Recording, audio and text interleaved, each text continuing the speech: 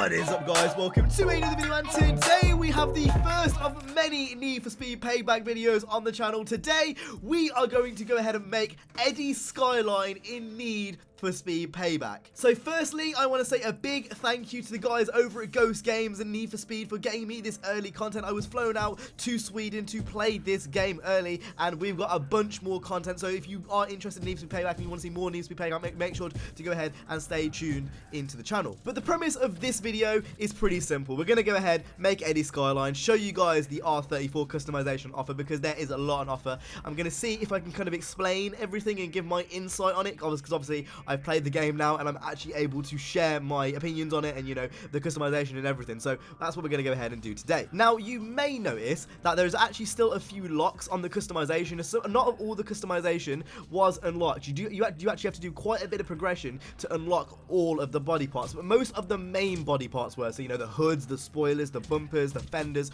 all of the main parts which really truly make Eddie's Skyline were unlocked, and I made sure of that before I actually recreated this car. As well as this, the E-siders like decals that were introduced in the last game from the last DLC update that was in the last game for Eddie's challenge also have come over into Need for Speed Payback, which makes my life a whole lot easier, which means, you know, obviously didn't have to recreate the bird and stuff, because that would have taken forever. And hopefully this means that, you know, you guys can recreate this car yourself. It's really not that hard. Now obviously there was a few things I had to kind of make do. There's no Sparko decal in this game, so I did kind of chop and change a few things here, kind of adapted it and just kind of improvised with what I had in the game. Obviously I didn't have time to make a Sparko logos and stuff, because obviously we had a bit of a time crunch and I didn't want to waste my time. I wanted to make as many cars as possible. So you are going to see a few things which aren't completely accurate, but for the most part it looks like it. I did my best to improvise with what I had, you know, at this given time. Now I'm sure as you've been watching this, you've noticed a few parts which are brand new to Need for Speed Payback in the actual customization. You know, little things from like the diffusers to the exhaust. One thing I will say, which I know is really interesting for me at least, is that you can mix and match any body part as long as it fits. Now this is one thing which I know a lot of people have been a bit confused about. There will be restrictions on certain parts if the part doesn't fit. So let's say, for example, you've got a Nismo rear bumper and you want to put a Rocket Bunny diffuser on. I know there isn't a Rocket Bunny kit for this car, but let's just use that for an example. And the Rocket Bunny diffuser doesn't fit in the Nismo bumper. Only then will you not be able to use the Rocket Bunny diffuser. For the most part, with most of the parts, you can actually mix and match, and you know, you can use a Nismo bumper with, let's say, a Need for Speed diffuser, etc, etc. And that's one thing that's really cool. It will add a lot to the customization. Obviously last time round that wasn't really the case. You weren't allowed to do that, but in this game you can mix and match a lot of pretty much all of the customization parts.